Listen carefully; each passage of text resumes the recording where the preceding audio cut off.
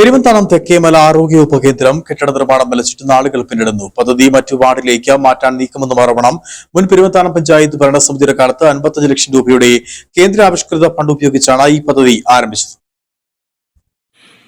പെരുവന്താനം ഗ്രാമപഞ്ചായത്തിലെ തെക്കേമല വാർഡിൽ നാളുകൾക്ക് മുൻപ് നിർമ്മാണം ആരംഭിച്ച ആരോഗ്യ ഉപകേന്ദ്രത്തിന്റെ നിർമ്മാണം മാസങ്ങളായി നിശ്ചലമായതിൽ നാട്ടുകാർക്കിടയിൽ പ്രതിഷേധമുയരുന്നു.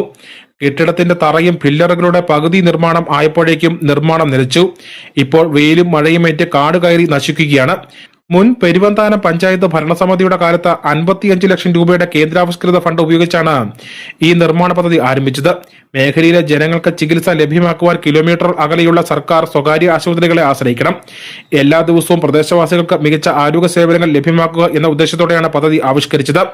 എന്നാൽ നിലവിൽ നിർമ്മാണം പൂർത്തിയാക്കാൻ അനുവദിച്ച 55 ലക്ഷം രൂപ ഗ്രാമപഞ്ചായത്തിൽ ഡെപ്പോസിറ്റായി നാളുകളായി കിടക്കുകയാണെന്നാണ് അറിവ്.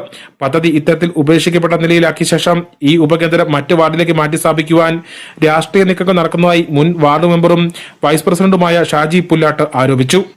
നിർമ്മാണം എത്രയും വേഗം പൂർത്തിയാക്കി ആശുപത്രി ഉപകേന്ദ്രം പൊതുജനങ്ങൾക്ക് തുറന്നു കൊടുക്കുവാൻ അധികൃതർ തയ്യാറായില്ലെങ്കിൽ ജനങ്ങളെ അണിനിരത്തി ബഹുജന പങ്കാളിത്തത്തോടെയുള്ള ശക്തമായ സമരപരിപാടികൾ ആരംഭിക്കുമെന്ന് മുൻ പഞ്ചായത്ത് വൈസ് പ്രസിഡന്റ് ഷാജി പുല്ലാട്ട് അറിയിച്ചു.